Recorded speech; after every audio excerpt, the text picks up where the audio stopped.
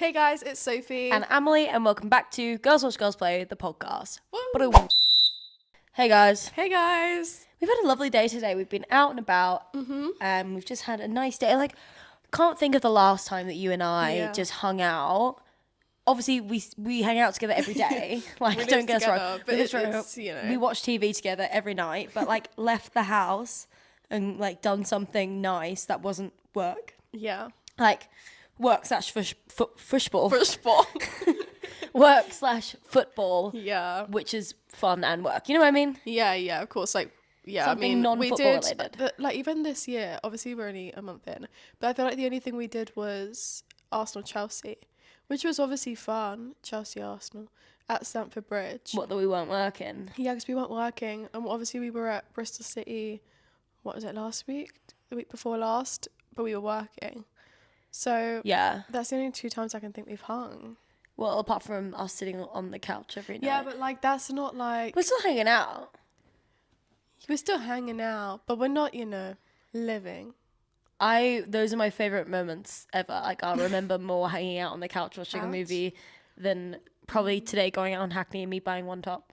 Yeah, true. Like when we don't live together anymore, like it's gonna be so weird not watching. I don't even want to together. talk about that. Okay, Let's not sorry. talk about that. That's depressing era. Sorry, it would be really sad. Like what the hell? But it's fine because that's not now. However, guys, if we ever don't live together, which it'll happen at some point, probably this year. Just stab me in the chest. No, we'll still do the podcast. That's what I was trying to say. The podcast will still happen. It will be happening. I don't know how, but it will, because it's so easy right now. I'll just want to be up in London all the time. Yeah.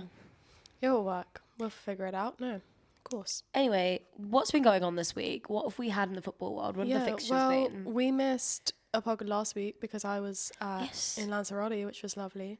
But the day I got to Lanzarote, there was a bloody interesting game on because Man City played Chelsea. Yes. And, I thought this is exciting. This is going to be a good game. Yeah, it'd be tight game. That's what I thought. Oh my God. Tight as nothing. Tight as nothing. That game was loose. That was a Loosey-goosey game. What was it, 5-1 in the end? 5-1. Jesus, what the hell? Genuinely, what the hell? I can't believe it. I mean, I can believe it, but it's interesting, and obviously it's sparked a lot of talk about Chelsea, their future, whether they've fallen off is kind of the main kind of thing that I've seen. Like, have Chelsea fallen off? Like, they've been WSL champs for the last 6 years, 6 seasons. 6 sevens. Now, I mean, they're sitting in 3rd. Arsenal's 4th, but missing we've got a game. A game in hand, yeah.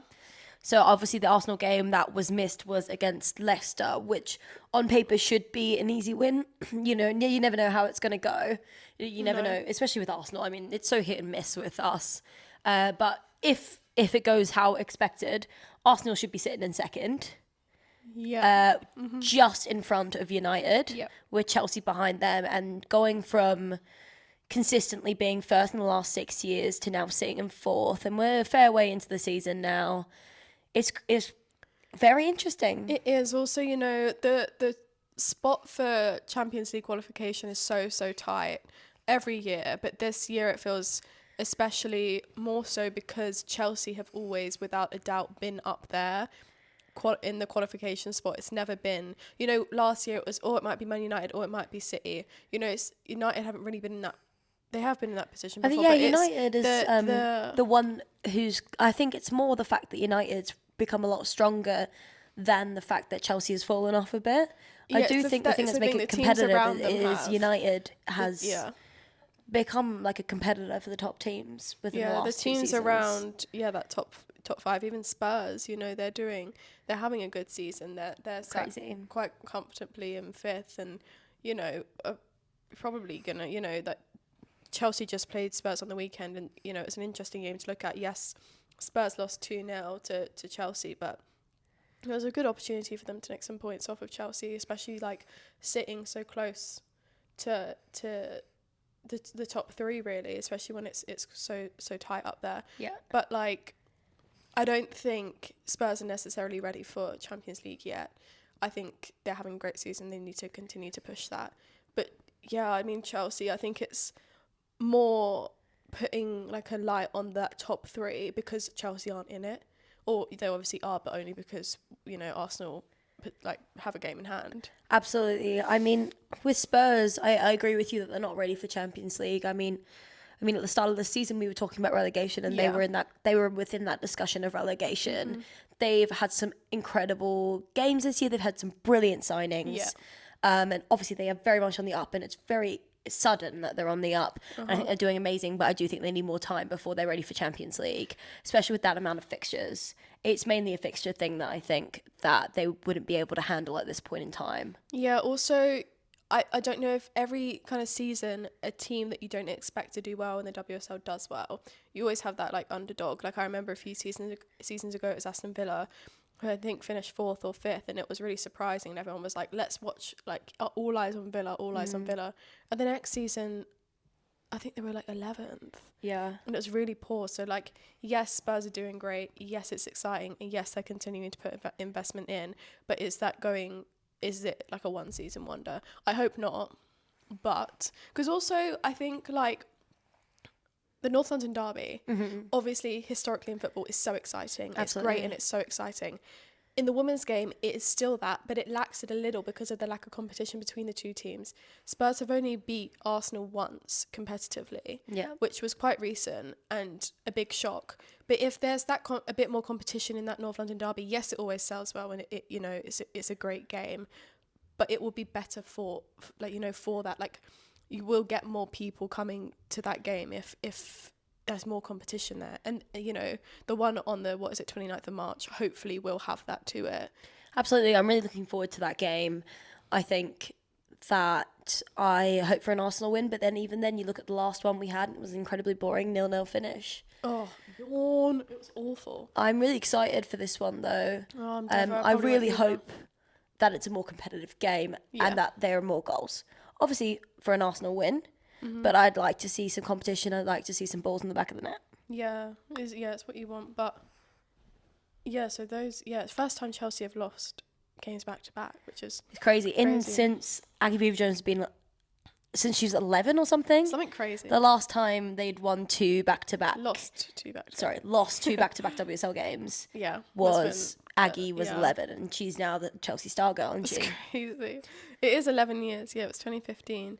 But, Arsenal obviously got a game in hand because they went and competed in the FIFA Champions Cup, which Congratulations, girls. Congrats. We're really happy. It was, European champions, world champions. Yeah. What more can these girls want? And, obviously people are saying, the kind of the stakes or like significance of it isn't that big now, but it has to start from somewhere. Absolutely. And we're the first winners of it, which is, really exciting. And I found that competition quite surprising. I mean, I wasn't that interested in it, to be completely honest. I thought it really lacked in marketing. Yeah. And lacked in kind of campaign management. I thought that the marketing that was done for it, I started seeing it the week of it, which I thought, oh, this is rushed. Like, yeah. It felt very rushed to me. I think most social media kind of, and like that kind of marketing for it could have been way better and a lot more prepared, especially when we knew it was going to be played in the UK and also at the Emirates. Yeah. That there should have been more of a priority to make that a big thing. I mean, I didn't really even understand what it was until about 2 or 3 weeks before.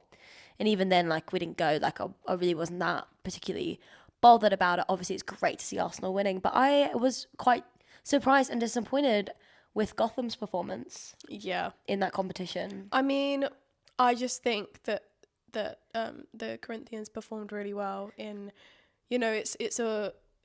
it's a knockout kind of game situation. You had a semi-final, then you got a final, anything can happen. And they were just defensively really good, and Gotham didn't manage to score, and Corinthians didn't. It was great for them. Their fans are like, oh, brilliant, awesome, like so cool. The Corinthians fans seemed really. I think that's the one thing I felt. Obviously, I'm disappointed that I didn't end up being interested enough to find the time for me to attend that game. And so looking back, I'm like, I should have gone actually. The Corinthians fans looked amazing, and obviously it would have been brilliant to see the girls lift another trophy. Exactly. But the main thing, I was like, oh, those fans actually look so fucking lit, and it makes me very excited for the World Cup next year. Oh, because it just shows that Brazilian fans like really know how to bring energy. Yeah, I can't wait. It's going to be amazing. Chelsea. The talk of the town at the minute. They absolutely are the talk of the town. I mean, every time I open my social media, it's all about what's going on at Chelsea, and there's new developments. Okay, so going back a bit, there's even back like to when they did a study on abuse in football, they did it across definitely like a weekend or something where Chelsea had not played very well, and I think Sonia Bompastor was getting like 50% of this hate She was or getting something, a crazy and amount a of hate. crazy ratio of hate. And so there's been a lot of talk about Sonia at the moment and Chelsea's performance and whether she is the right person for the job. I think the Chelsea fans who are calling for Sonia out don't know what they have. I think Sonia is absolutely brilliant. She is so good. I think she's wonderful. I think she's a brilliant coach. I thought she was a great replacement for Emma. Emma brought that team to absolute glory, and Sonia has kept that going. Obviously, this season has not been brilliant for Chelsea, but as we've said in many other podcasts, you've always said that the WSL goes through their managers way too quickly. It's a few bad games, this person out. Yeah. Get this person needs to get out. Also, you're forgetting, like, she won the treble last year. They had an invincible season. That was always going to be broken. It is not possible for that not to be broken. And they're not doing badly. You're looking at it from the point of view of Chelsea have always been like a mountain on top of everybody else. That isn't going to happen. Sorry, other teams are investing in their teams. There's more competition. It's going to be harder to beat them, and it's going to be easier to get beat, because that's what happens when there's more competition. That's what you want. Absolutely. I mean, league. that's what we've always wanted for the WSL. I mean, there was a lot of conversations last season, the season before. Chelsea are miles ahead of anyone. It kind of ruins the game.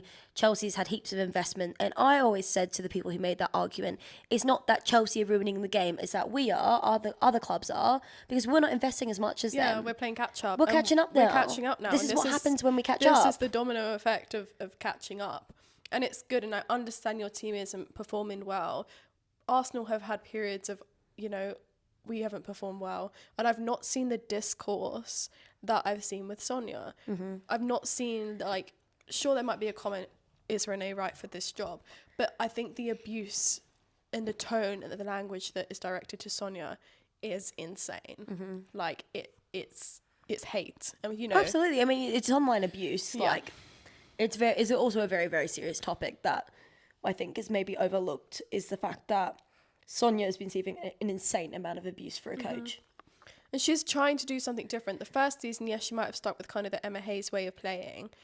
But now she's coming in, putting her own print on it. Yes, she's doing different formations. Yes, it's going to take time for that to work. If you're going from a normal 4-4-3 situation to a 3-5-2, no other team in the WSL plays with two strikers up front. Yeah. That is going to take time to adjust. Also, I think looking at the WSL and the online abuse and hate that it receives, my argument is often it's people who don't watch. It's misogynistic people. It's angry men who don't want women to have this sport, who don't want women to have these stadiums, these platforms. But to be hating and having online abuse towards Sonia Bompastor, I'm going out on a limb here. This has to be coming from WSL viewers.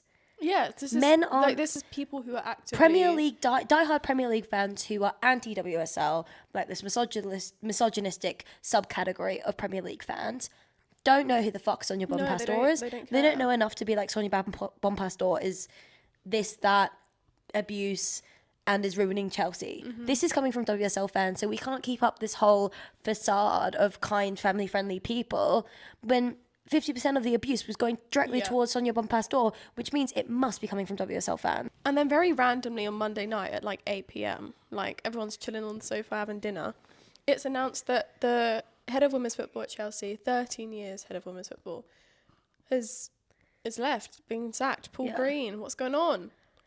And you were saying to me the other day, you were like, I had to double check that he hadn't died. With the way everyone was posting, the things you've done for the club. It's what you say when someone dies. It was giving, I was like, did I read this post wrong? Because everyone's reaction to it, or the players' reactions to this, are very shocked and sad. And, they're making their point very clear that they do not like this. Yeah. No, he hadn't died. They were just, the decision's just fucking stupid. I don't really understand what it's come from. Also, I don't particularly understand the ins and outs of what his roles were compared to other people within the club. a lot of his responsibility was transfers, contracts, Right. making, building the team. Right. And that ambition. Okay.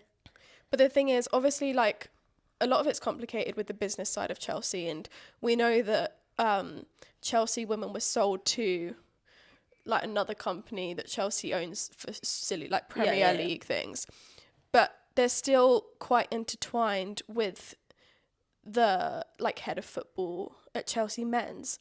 So basically, I think what they're wanting to do is have the people who are equivalent of his role in the men's side. They've had a lot of input still on the women's transfers and the women's contracts and stuff like that. Right. So they're kind of prioritizing their view over this guy who's been there for 13 years. He's like built Chelsea women up from like nothing. Everyone who you see at the club now would have been involved with him. So he was really big, like him and Emma Hayes basically like led the like Chelsea women like what's it called? I don't know. Revolution. Yeah, I guess so, yeah. Yeah. And I think it's he clearly got sacked or let go. It seems quite surprising. Yeah, everyone seems very shocked and upset. And it comes a few days after Sonia Bompastor's contract got renewed. Yes, which I found interesting. Obviously, I'm pro Sonia staying at Chelsea, getting a contract renewed. I think she's brilliant. I think everyone needs to like take a step back and think about her, what she's done for the club, the fact that all of women's football is growing, XYZ, what we've already said. But I was actually surprised that it's been announced already that she's... I'm surprised. I'm not surprised that she got a new contract. I'm surprised at the timing of the announcement because it's being talked about a lot right now. I don't know if they did it as a kind of like shut the fuck up kind of vibe or if it was always planned to come out now. I think it's probably a shut the hell up kind of vibe. Yeah. But I don't know. There seems to be some kind of like issue with the transfers this January with Chelsea anyway. Sonia Bompastor in a like press conference said that she wanted another signing because there was a rumour of that PSG forward going, but it didn't happen. And Chelsea have had quite a lot of last minute transfers in their last windows. We had Alyssa Thompson last minute, we had Naomi Gurmo last minute, and this time they weren't able to get that. And then the next press conference, she had to go back on herself because it sounded like maybe she got in trouble for saying that she basically didn't get what she wanted. And then obviously Paul Green is sacked. So it's just, I don't know, there's a lengthy article that came out with, I think, The Athletic that just isn't painting Chelsea women's to be the place to be right now. I agree. And we were speaking about this earlier, just with... There is no stable dream club this season. No. And I say that talking about all top tier teams.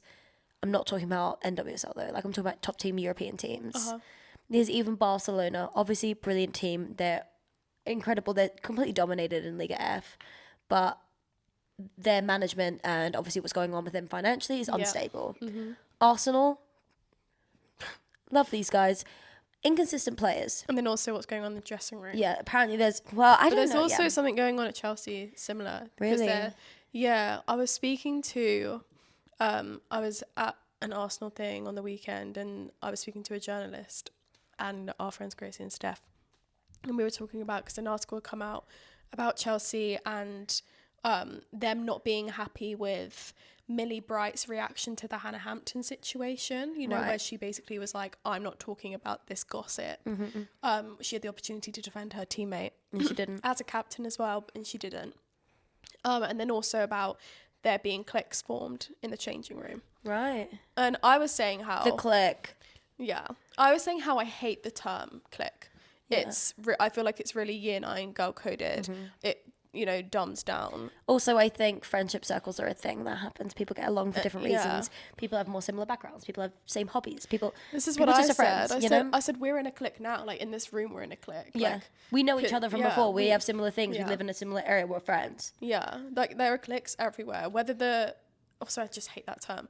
But whether groups form and it causes tension and it's not a nice kind of vibe, that's a different story. But of course there are going to be like cliques formed within larger groups. That is always going to happen. What happens at school. I mean, like it's what happens at university. It's It would what be happens. fucking crazy if they all hung out all the time. There were no cliques. They all hung out. That squad as well was fucking massive. Yeah. All like 30 of them only hung out together. That would be crazy. Also, it's things like this is also a club of people of many different nationalities. And I'm sure ages. people who speak Spanish want to hang out together. People who speak Italian want to hang out together. Like, I don't know. Like, there's different like languages that there are language barriers that people want to like hang out with people who you can like talk to better. There are people who just live more close, so they hang out because they go to the same coffee shop. Like, It's people that share dogs. There are many, yeah. There are people who like may or may not have like bought a dog together in the past and like now just co-own it. Yeah, like we don't. I don't know what guys, happened it's gonna there. be Like cliques. I'm not gonna say what happened, but like maybe that could be a thing.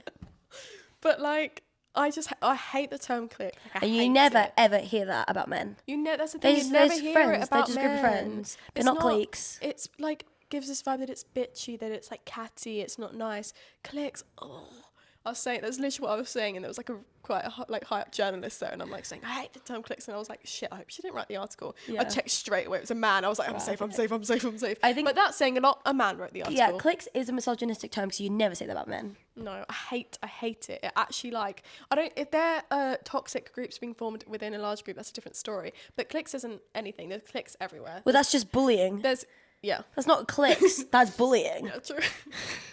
That's called bullying. But like there's just that's always going to happen. Always. It's just what happens in life, innit? Going back a little bit, going back to stable clubs. So Barca, what the fuck's going on there? City, they've had a good season this year, but they were fucked last season. The injury was crazy. The squad depth was shallow. Yeah. Chelsea, have they fallen off? Question mark. That's the question. Arsenal can't play consistently. No. I love these girls so much. The end of the world. They can win Champions League, but they can also lose against West Ham. And then Leon, kind of they're always the bridesmaid, never the bride vibe with Leon.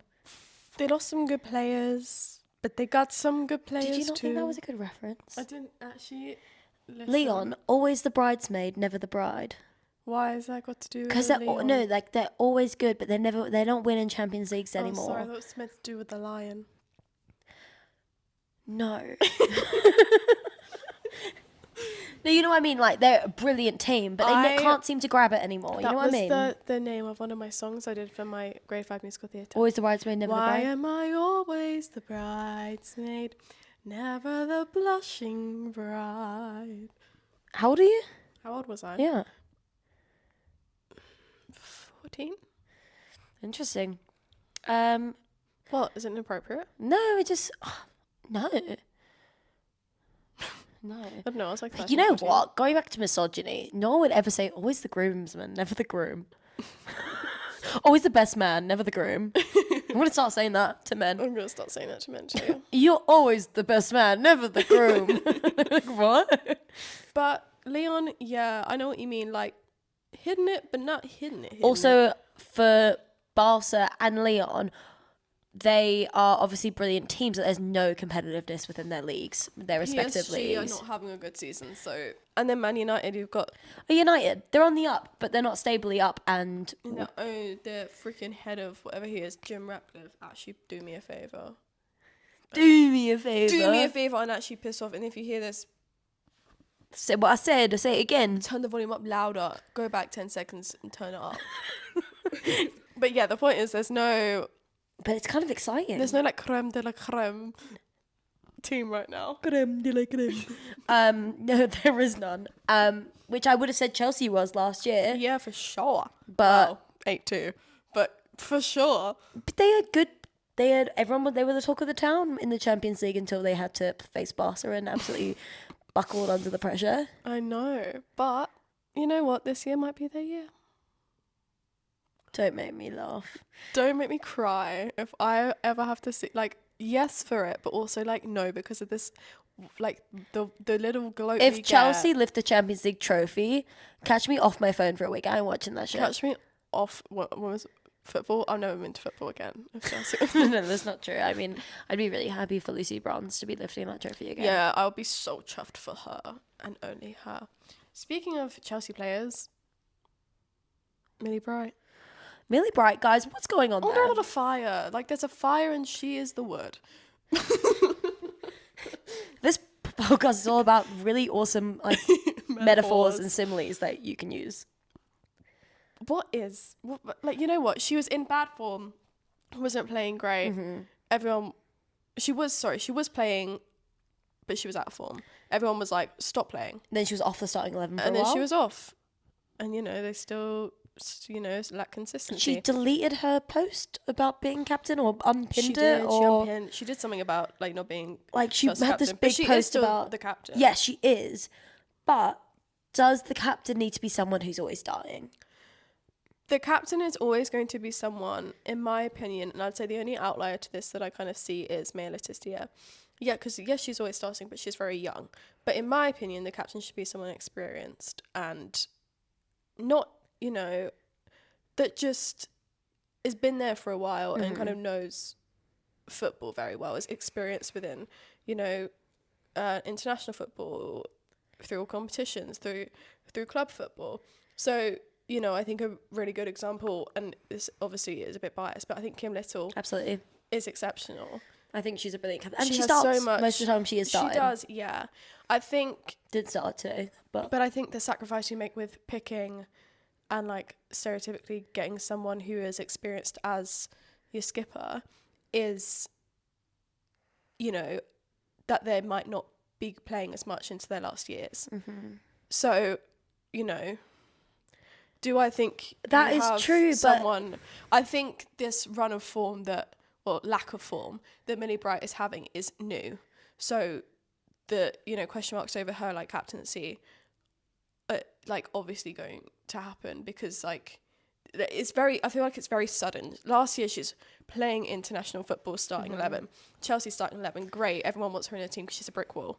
And now I don't know what happened. It She's a seems mirror. that when Chelsea won the treble last year, she took some time off for her mental health, yeah, which then led to her not playing in the Euros and retiring internationally. And since she's come back to Chelsea, there's obviously been that drama.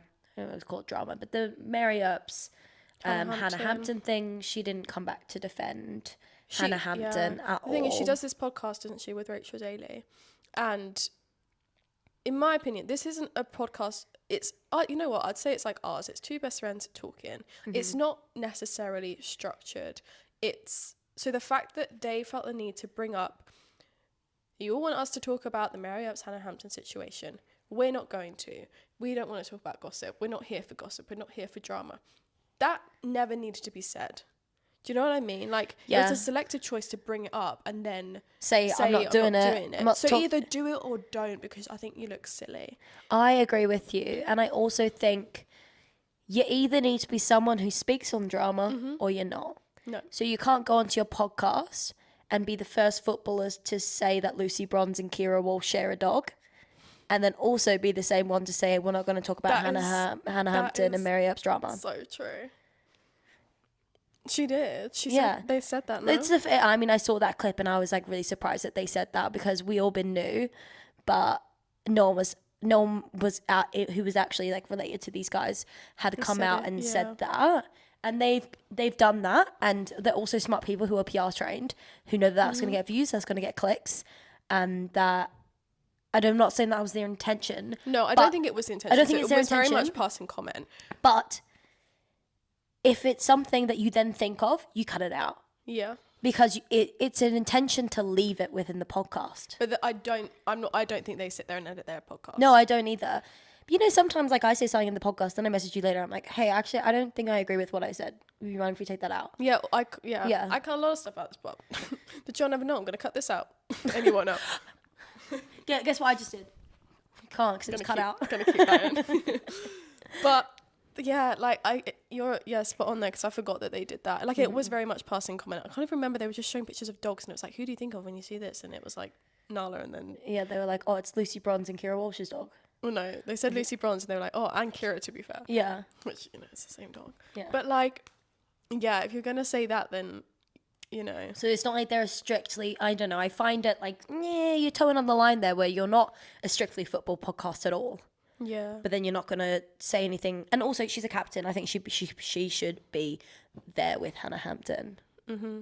And I don't know, I don't think this was on the podcast, but like they've said that Alessia Russo is straight as well, which obviously is not a big deal. Yeah. But like, you know what I mean? If it was the other way around, it would have been a big deal. I mean, yeah. I don't know. Yeah. I think, like, yeah, if you're not, that is your keeper. For Millie Bright, that is your keeper. And that's your brilliant keeper as well. Oh, that is your fucking amazing. Award-winning. Fuming in that Man City game. Incredible keeper. She is amazing, and she's world's so best well at the moment. And to me, Millie not saying anything about her teammate and her keeper, the person, you know, she works so closely with Hannah as a defender. It's not like she's on the other side of the pitch, you know, they have to communicate all the time. For her not to stick up for her says to me, you know, what side she's on. Absolutely. If there were such a side. And I'm they're friends, right? Yeah. Mary and Millie. Yeah, they're quite good friends. Which, you know, I get it's an awkward situation, but don't bring it up then, because pretend it's not happening if you're not going to say anything about it. Because it wasn't the fact that she didn't stick up for Hannah that people in the Chelsea team had a problem with. It was the fact that that comment was a thing. The gossip thing was a comment. There are a few words that actually we've spoken about in this podcast that do are at the end of the day only things that you say about women. Yeah. And I'm not saying Millie and Rachel, I've said this in a misogynistic way, but it's a deep ingrained thing talking about women and cliques and gossip. Yeah, and I can't be arsed with it. I can't be arsed with it because you ain't saying that about the boys. You ain't saying that. No. You're not saying that. You'd say like shot fires. Like Diddler has shot fires. Shop fires? Shot fires. Fires shot. You know what I'm trying to say? Like, okay, Salah has shots fired. Yeah, shots fired from Salah to Erling Haaland. Okay, that's literally unrelated people, but I'm Salah and Aaron Haaland. Did we just both call him Aaron? No, I said Erling. I said Aaron, like Aaron Cuthbert. But Aaron Haaland. But you know what I mean? It would be like shots fired, like all this masculine talk, like shots fired. But it's like the girls are gossiping and cliquey, and they're probably pulling each other's hair and having a cat fight. Yeah, you know what? I would fucking pull your hair. It's annoying, and like, I would be upset if Millie had said that, you know, and it had been like publicized, and people are going to pick apart. They know that they didn't want to talk about the Hannah Hampton and Mary Earp situation because they didn't want to talk about it and it would get views, but they still said, like, they knew what they were saying would still get enough, you know? Or just say, if it's not something you want to say, you just say, I don't think I have the right words to talk about this situation. It doesn't involve me, and I don't want to get involved. It's a very complicated situation. I just think don't fucking say anything. If you feel the need that you have to, but you don't, that's the thing. You actually don't. But yeah, in terms of, I don't know what Millie Bright's future looks like at Chelsea. Her contract is up at the end of the season. I think that will potentially be a goodbye. It will, yeah. Who would you put the captaincy armband on then? Who's their second? Like Erin or something? Who would I put it on? I'd put it on Erin Cuthbert. Yeah, I'd put on Erin Cuthbert. She's been there for time. She's been there for so long. And she's a great player. I think she's brilliant. I think she's underrated. But even things like Sam Kerr. All Scottish players are underrated. Yeah.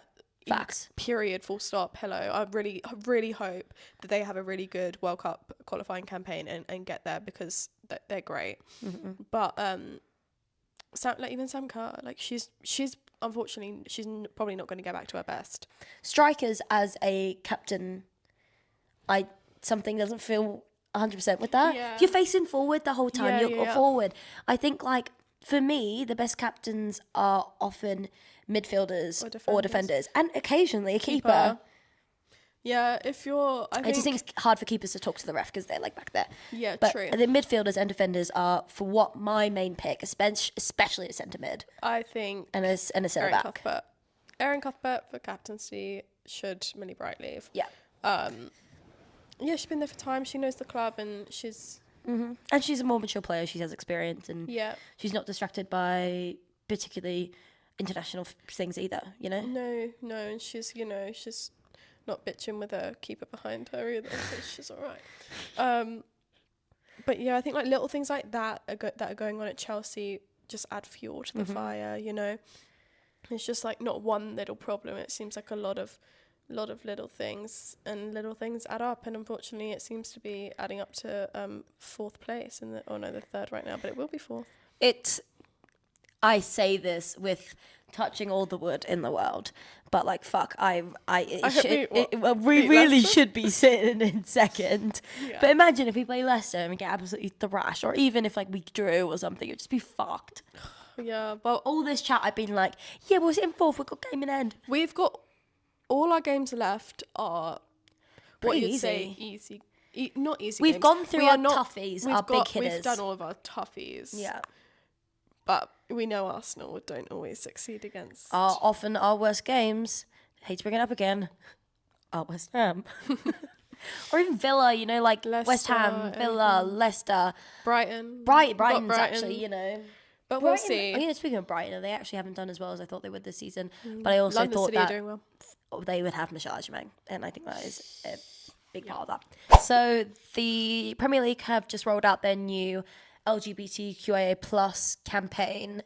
I don't know what the name is, because they used to work with Rainbow Laces, and then they kind of stopped their partnership there, and they've gone through a more internal route to kind of a pride campaign, basically. Yeah. I loved the video of all the different queer people wearing their shirts and talking about their club and their queerness. It was absolutely gorgeous. I loved it. Fuck me. Opening up those comments, absolute hellscape. It's the same all the time. Whether it's like Pride Month in June, a club will do a post for it, and it's always the same. The comments are always the same, and it's horrific and horrible. And you just think, get out of my fucking club, get out of this sport. Yeah. I don't think I see. Don't know how to explain it. Like when I see stuff like this, I feel a bit disconnected from it. I feel like I don't. On the train, I said I didn't read that and feel that upset. Yeah, like, so yeah, there's obviously been a lot of backlash and a lot of hate, but like insane, like the words, like what some of the things you've seen. Okay, like, I've got some screenshots. So like, listen with caution. Also, please don't clip this out of context, like I'm a famous person, because I'm not saying this. All capital letters from Shooty Ahima. Just so I can say the names. Fuck off. You're not welcome here on Earth. I've got, this comment is from MHFZ25. One day they will become fuel for hell. I'm very sure of that. Obviously there's a lot of comments being like, this is not right. Fuck off. I like this one as well. This is one of my faves. This is, I can't see the first of it. Anyway, it doesn't matter what his fucking name is. Stop supporting sick people in the head. Exclamation point, exclamation point, exclamation point. At least don't show it for public view, full stop. Some people should be ashamed. Girl, I don't feel any shame. You should be ashamed. What if I send that screenshot to your mother? I think I feel so disconnected from the fact that football fans could have that attitude towards me and people like me and in the community, because for me, football was a huge part of my queer journey. It was a pivotal thing that made me realize I was a lesbian. So for the same people within that space to think and talk about me and people like me like that is like so dystopian in my mind. Like I can't associate those two things together. It's so confusing. Yeah, I completely agree with you. I think that reading those comments didn't particularly upset me that much, because I know that there are people who think that. But they're just not particularly involved in my life. And like I see that and it makes me sad. It makes me very sad for queer players, and especially like closeted Premier League players, that we all know that there definitely are some. I don't know anyone. I'm not starting a rumor, but like percentage wise, there is closeted players in every sport. It makes me fucking devastated and heartbroken to be reading these things for those kind of communities. But I don't feel particularly offended. No. And I don't know why. I don't know why either. But also because I know that kind of homophobia has not been said to me in my direct life. the homophobia that I experience, and I'm sure yours is probably the same, is the sexualization of lesbians. Yeah. The homophobia that I experience is people asking how me and my girlfriend have sex. The homophobia that I experience is asking to watch something, is to those kind of things. It's a sexualization of lesbians, and people who think that that is not actually just straight up homophobic are genuinely wrong, because that is the one that I experience a lot of the time. I don't experience people telling me to fuck off and go to hell, and if they do, I don't, actually really doesn't connect with me. It's the ones that like seep through and is sexualization, that is the ones that I feel most uncomfortable and most offended by, because they actually come to me in my life. Comments like that, I usually think that that's someone in their mother's basement and like that they have no life. I just don't understand how you can like, what's the word, perpetuate? Yeah. That language towards people. Like I cannot fathom it. Like I cannot think of anything in this world that I hate or disagree with that much to speak like so ineloquently. You know, if I speak about something that I don't agree with, I speak about it with Eloquence. Is that a word? Yeah. I speak about it with eloquence. And you speak about it with facts, and you speak about it. And I speak about it with respect as well. You do. And I think that that's great. It's disappointing to see these things, but honestly, I think the people who comment these things are the reasons that we keep going with pride campaigns, and the reasons we need them. The more you fucking talk about it like this, the more we need it. We're gonna see it. The more we're gonna do more pride campaigns. Get it off my screen. Well, you're just gonna see more because you're talking more. You saying get it off my screen is the reason we need to put it on more screens. So until you shut the fuck up, then it's still gonna be there. And even if it's, you know, even if you do stop talking about it, it's actually still gonna be there because it's actually everywhere. Yeah, like we are actually everywhere. Girl, you know a gay person whether you know it or not. Period. And it might be yourself. A lot of these comments, babe, I know it's coming from yourself. I know it's you. Because we all struggled at one point with our internalized homophobia. Maybe I wasn't commenting things, but I struggled at some point. But yeah, it brings us on to, you know, what was we thought really lovely news of a ref in the German league proposing to his boyfriend on the pitch. I think pre-match, post-match, I don't know. Lovely moment, and like really like asserting like woo pride, like especially with the Premier League campaign, similar time. And then a few days later, it was reported with pictures that he was a victim. He was a victim of a suspected hate crime. People came to his house and beat him up, and it's quite graphic if you see the pictures.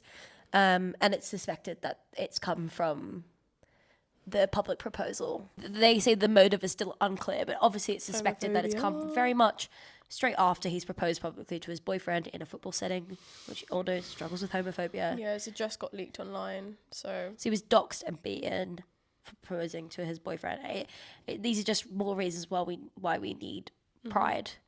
And I think this is also like, maybe there's a level of, obviously as lesbians, we have to deal with misogyny too. Yeah. But there also is a level of privilege that gay men, especially in a football setting, will face a different amount of homophobia and abuse than we will in a football setting.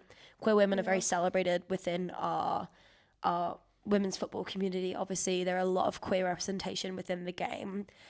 Queer representation within the men's game is obviously very much lacking. Yeah. I mean, there's a heated rivalry. We tried to watch that. It was difficult to watch, but not in a homophobic way. It's just we tried to watch it together, and there's a lot of sex scenes. But it's great to see shows coming out about gay men within sport.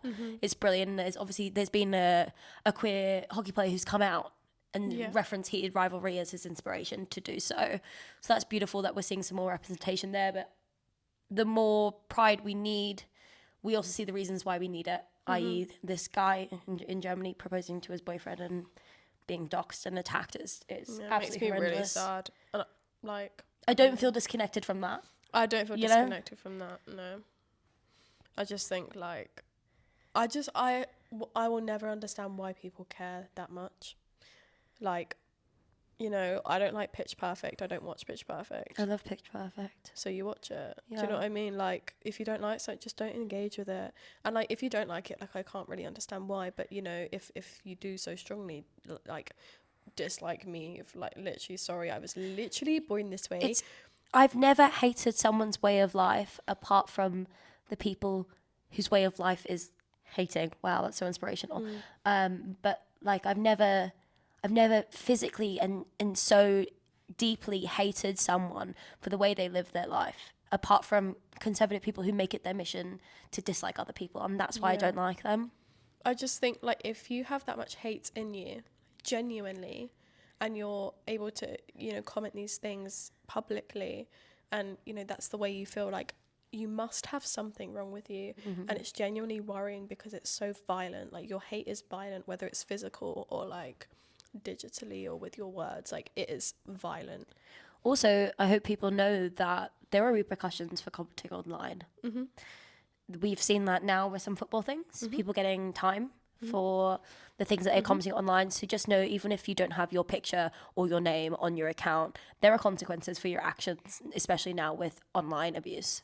Yeah, it's just hard when things like this come in so much volume. It's like... Absolutely. And these people aren't famous, so there's not as much as a drive for it. But nothing you say is protected, you know? And this is time where allyship is so important. You know, what is it Bad Bunny did at the Super Bowl? The only thing more powerful than hate is love. Yeah. So flood the comments with love. And, you know, don't be a silent ally. It's not, in my opinion, that's not allyship. Be vocal with your allyship. This is the type of things that annoy me. It's February, so in Australia there's Pride at the moment. It's summer, so it's summer Pride, Mardi Gras, and I see a lot of people going and having a brilliant time at Pride, and it makes me very happy. But if you're gonna go and celebrate Pride and party with queer people for Pride has always been a protest. So if you're gonna be there for that protest that's fun and joyful, then we need you in times like this too. Where when legislation gets difficult, when there's awkward and uncomfortable times for our community, we need you there at things like when we go to Downing Street for trans rights. I expect you to be at that protest if you're going to come to the protest of Pride. I want you at both. I'm not saying don't come to Pride. I want you there for both. And that's what being an ally is. It's not just putting a rainbow flag on your back and dancing with your gay friends. Yeah, it's not performative. It's being there during these times to speak up, to check on your queer friends, especially with the things going on at the moment. The legislation is really difficult. There's some really awful things happening all around the world to lots of different people, and queer people being one of the targeted communities at the moment. Be there for your friends. Speak up when you need to. Report online abuse. Report abuse you see in the streets as well. It's important. It's a time to show how much of an ally you really are. Moving things on over to a both. You know what? It's still quite heavy, and the context it's using in this point is kind of light, but it's a heavy subject. AI. We're talking about AI. Heavy subject. AI. But this has come in the football world. This has come to my attention because I was looking on the Chelsea website. Now, I like to think that I'm training myself to have an eye to catch AI. I'm getting fooled. More and more every day I'm getting fooled by AI. I'm getting fooled and I feel like a grandma It's on making me feel Facebook. very scared. But I can tell that some of the models on the Chelsea website are fucking AI. I am so confused. Do you know the amount Put them of on the people? screen, sorry. If you're watching on YouTube, they'll be on the screen. If they're if on they're not, Spotify... Go to the Chelsea website. Yeah, Chelsea website, there are like 3 girls that they keep repeatedly uses who are either photoshopped to all hell, but I swear on my life they are AI. Why? I'm so confused. It's not like they don't have the money to hire and pay models. People would do it for would do it free. for fucking free. Fuck. I mean, if I was a Chelsea fan, I'd do it for free. If it was for Arsenal, I'd do it for free. But hey, Arsenal, if you're listening, like, please, I would love to do it, but please pay me. I would love the money right now. But I would do it for free. I just think, well, you know what? There was that comment not that long ago about that manager in the NWSL using AI For what? for like tactics or formation. Who should be a starting 11? Really? Something like that. Some kind of formation tactic kind of vibe. She used ChatGPT and everyone was a bit like... That's your job. You should know your club. You should know your team. That's fucked. That's what I think. I think, Queen, what? Queen, are you failing at your job? What is going on? Like, I'm genuinely confused. And also, like, annoyingly, they won. Fucking wallop. It's okay. AI in general is very, very scary. Yeah. It's a scary kind of thing that's going on right now. It's scary that we're all getting fooled by it. It's scary how much we're, as a society, becoming very reliant on it very quickly. Very quickly. Very quickly. But I just thought it was so interesting to see Chelsea using it on their website. And I haven't done a proper deep dive on it yet, but just on their female models, from what I can see. So weird. But some of them are real. That you can look on the website. Look on the website because you can see real person, real you person. can tell. Oh, that something looks a little off on that person. Zoom in a bit more. That's AI.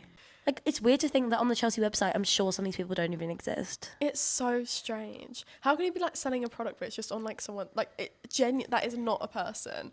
And my mind can't even fathom around it, like the fact that that isn't a person. Like I don't understand how that it was created, and then, like if I go too deep, my brain will explode. Proof that I am not AI. But I just don't understand like the reliance on it. Like Queen, like just get some people in a little photo studio for an hour, take some pics. Also, I'm not taking you seriously when you're using AI. I'm not gonna buy that top, obviously. But like I'm not gonna buy that top. But also, like, people aren't taking you seriously. 2, it looks like shit. 3, I can tell. Also, like, what's the need? Like, it's just like so unnecessary. Also, something I learned within the last few days: ChatGPT's owner is Trump's biggest donor. Yep. So, guys, fuck AI, fuck GPT. And going on about the US again, moving on very swiftly. So that was just a little segment about AI. If you liked that, comment for more. The US is in a really awful state at the moment. Absolutely ridiculous state. Obviously, there's been issues for a very long time in that country since Trump's presidency, even before. And the World Cup is going to be there this year, the Men's World Cup. With the US, it's in multiple layers of hell. Yes. They donate a shit ton of money to Israel, and we're very pro-Palestine here, just in case you were wondering. They donate a shit ton of money to Israel. The immigration policies are becoming dystopian and absolutely terrifying. Their queer rights are falling to shit. Their trans exclusivity is awful. But we need to also look in our own backyards. I think currently it's very easy to point fingers and think the US is like this. There are some really scary developments of nationalism and anti-immigration within the UK as well, especially with the rise of UKIP and, was that what it's called now? Reform, yeah. We used to be called UKIP, right? I think so. Yeah. Reform is very scary, and I think as much as we can point fingers at the US, and obviously what's happening over there is absolutely scary, and we need to be able to do whatever we can from our place wherever you live in the world to kind of, I don't know how we can help really, but you can't just point fingers. We need to be looking in our own backyards and attending protests that we can here, and signing petitions and going to, what's that word called? I don't know. I know exactly what you mean. And I can't think of the word. Rally? Rallies, like going to things, yes. Yeah. But just attend as much things as possible. Also, I'm speaking as from an Australian point of view as well. I see a lot of Australians pointing fingers at the US and their immigration being really bad, and especially with ICE. Australia is not innocent at all in these situations. No. Immigration is fucked over there, and what we do with what Australia immigration policies do when there are illegal immigrants and asylum seekers is really horrendous, and you should look into it if you don't know what I'm talking about. But just to say, boycott the World Cup. Yeah. Men's World Cup. Yeah. It's, what is it? It's Also, I don't want to see you on holiday in the US right now. No, I don't. I don't want to see you there. I don't understand why why you'd go to somewhere and put your money into an economy that, I'm not going to go to, for example, to Dubai because, and other places that. I mean, we spent the last podcast talking about how Qatar would be a really awful place for the Women's Club World Cup to be held. Yeah, I don't give my money to, or I avoid it as much as I can to give money to industries and economies that actively go against me, but also things like that I don't believe in. So going to America to the US for a holiday is like to me right now is crazy, and it's unsafe. It's unsafe. Like it's not safe to go there. And you know what, it's not been safe for a long time. Like what, 5-10 years ago we're saying it's not safe because of guns and the gun laws and the amount of shootings that happen there. That's still happening. We're just more not hearing about it because there's worse things going on. Yeah. Which is crazy, because the shootings in itself is like awful. It's such a superpower of a country. It's a dystopian thing, yeah. It's like such a superpower of a country that you'd think, how is that happening there? And then it's like all of this other stuff is happening. We're not even, I can't think about the last time I heard about a shooting in America, which is crazy. I used to hear them every week. There's one in Canada, like yesterday. There you are. Like, but Canada, the World Cup's in Canada. It's in the Mexico? US and Mexico, which to me, I'm confused because I saw something about, I think Mexican fans not being able to. Yeah, it's to all go about over. borders, and especially against Mexicans, because that is directly where the border sits. So I don't know. It's just a really scary thing, and also the prices for the World Cup are ridiculous. And I can speak about this over and over again, that football is a working class sport, and men's football prices are currently pushing the working class out of football. And the US World Cup is a primary example of that, how it has become inaccessible for working class people to attend their working class sport. And I think, we're not, people going to watch the World Cup, we're not saying that, but we're just saying don't go there and watch it. Don't buy your tickets there. Don't book hotels there. Don't spend your money there. Don't go on holiday to places where you don't agree with where your money's going. Don't go on holiday to Dubai if you don't agree with the homosexuality being illegal. I don't go places where homosexuality is illegal. I don't go places, you need to think about, it's not just a holiday, guys. It's really not just a holiday. Not. And like, I'd hate to actively be contributing to some, even if it's through like a $5 coffee. Like, I'd hate to actively be contributing to something so horrid. Football in the UK, like, we know how much of like that is an integral part of our culture.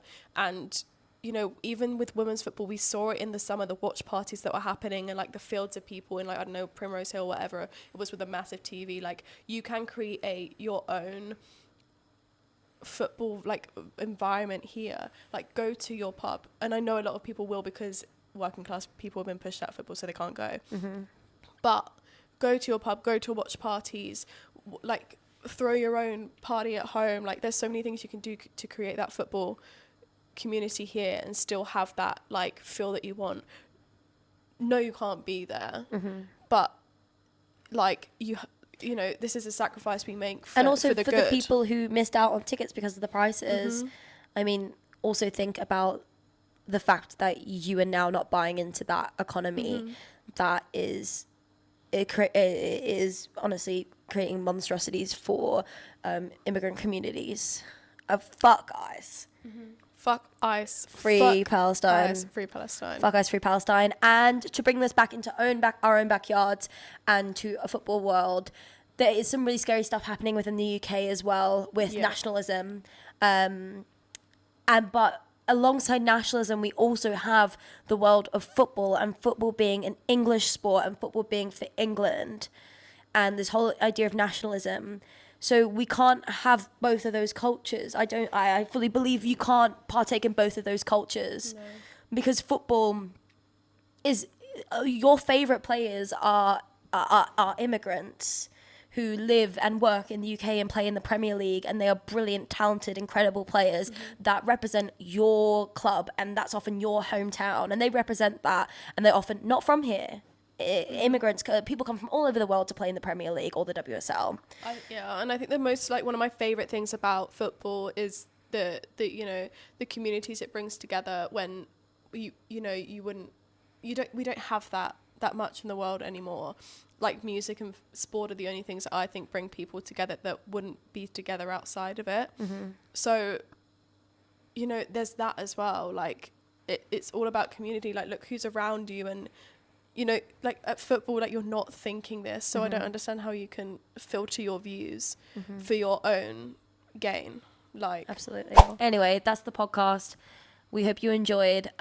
Also, So many of you guys are here. You come every week. You watch. I see those numbers going up. I see them going Guys, up. if you're here every week, just subscribe. Just subscribe. We've never done this before. subscribe, You know like- what? We've never asked. So we've asked this We've never once. asked you guys to like and subscribe, but actually, it would really benefit us if you did. If you got this far, like and subscribe. Yeah, okay, now they're probably not because I feel bad. I hate asking. But you're here every week. Come on. Bye, guys. Lots of love. Bye. Bye.